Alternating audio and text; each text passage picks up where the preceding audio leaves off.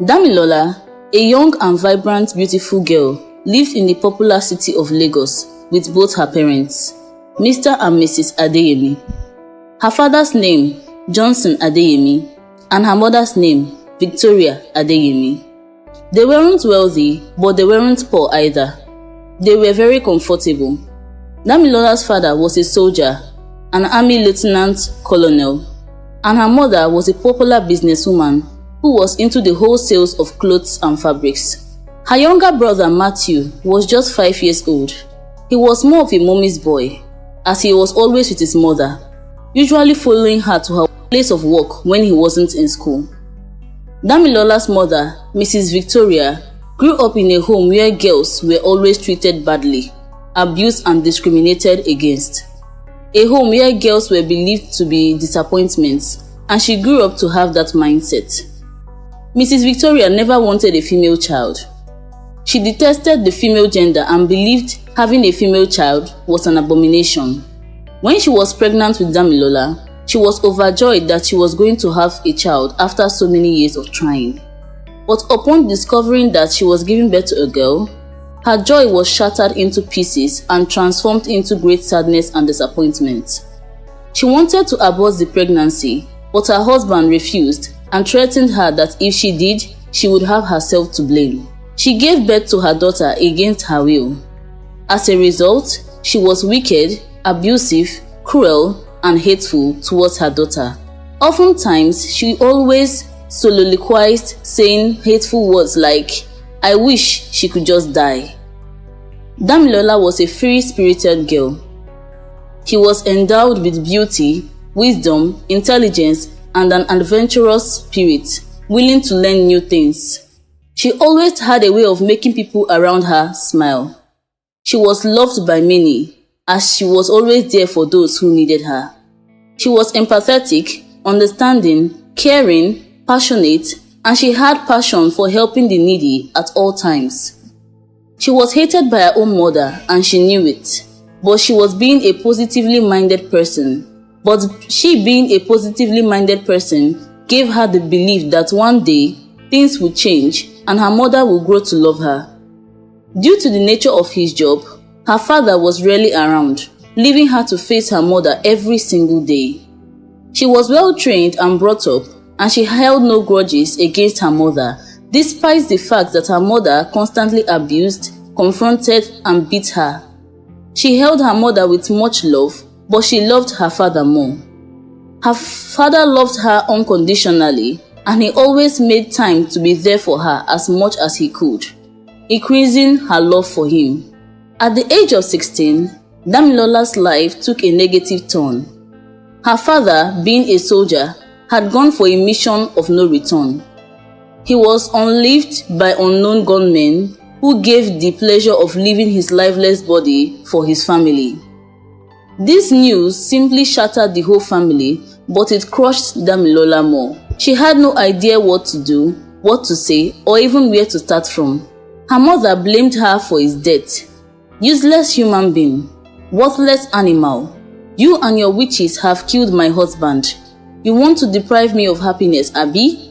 I will make your life a living hell." Damilola was devastated as she had just finished secondary school and was already planning to go to a higher institution, a place she had always dreamed of entering. But now, those plans were tarnished.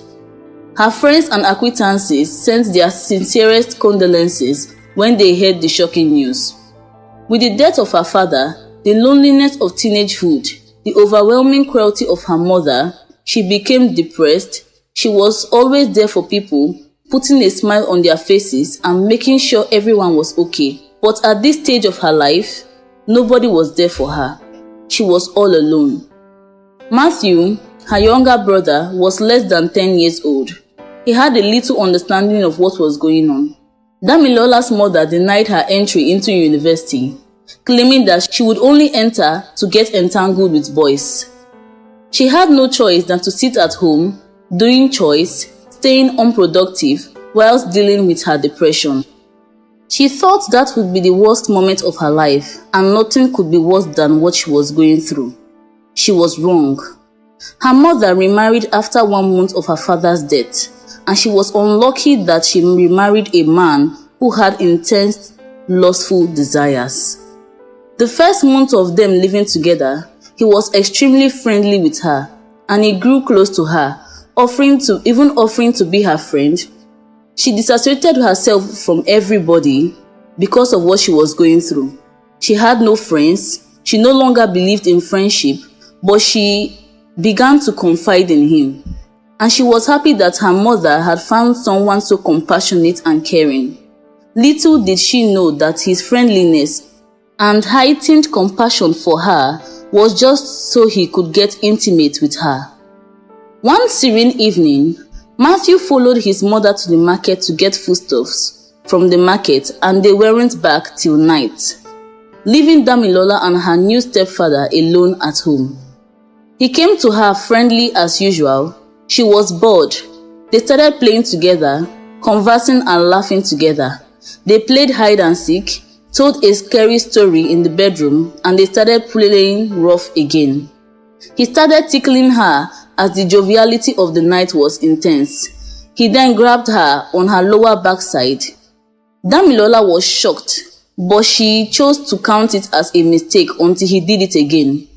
"What are you doing?" she said, and her stepfather said, "Ever since I came into this house, ever since I set my eyes on you, I've wanted you." At this point, she was looking overly uncomfortable, and she tried to leave the bedroom they were in with the excuse that she wanted to get water from the kitchen. But her stepfather wasn't fooled. He knew she wanted to run away. "Come here!" He grabbed her with intense energy. Damilola screamed, "Leave me alone!" she exclaimed as he was already tearing her gown off in a bid to molest her. Damilola remembered the daughter of who she was, the daughter of the late Lieutenant Colonel Adeyemi. She was a soldier's daughter, and she was not going to let herself be molested without a good fight. Despite her stepfather being all over her, she managed to pinch his hand, slap him off her, and kick him in the groin. And then she ran away.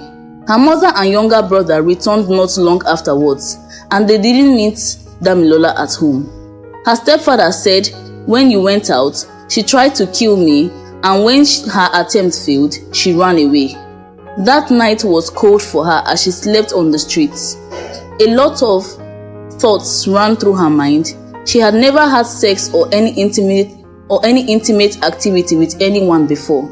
It was a traumatic experience for her, and now, more than ever, she wished her dad was alive. She returned home the next day, and she was looking tattered and helpless. She thought of telling her mother what happened the previous night, and she did. Her mother was furious at her, accusing her of lying. "Not only are you a useless and worthless piece of animal, you are also a liar." Her mother was overly irritated, and she did not want to see her again. Damilola was kicked out of the house, disowned by her mother. She had no clue on what to do or where to go. She struggled to survive on the bustling streets, living as a beggar and struggling even to eat one meal a day. Everyone she turned to was cruel to her. She no longer had friends like before. It felt like nobody cared about her. Even with her survival instincts and strong-willed spirit, life was no longer friendly, and she had had enough. She lost her will to live. Her interest in life depreciated drastically as she felt she was better off not alive. One early morning, she woke up from the dumpster where she slept hungry. She started walking as if she was controlled by a metaphysical power. She walked to a narrow road where cars passed. As she sat in the middle of the road, a fancy car coming with heavy speed happened to be passing by where Damilola sat down. Upon the realization that the now 17-year-old girl was sitting helplessly on the road, the driver matched his brakes heavily, but he wasn't quick enough. Damilola was hit by the car. They rushed her to the emergency room. She was hospitalized. She was in critical condition. Do you think she will survive? What do you think will happen to her mother? Will she meet her destiny helper, or will her situation grow worse? Watch out for part 2.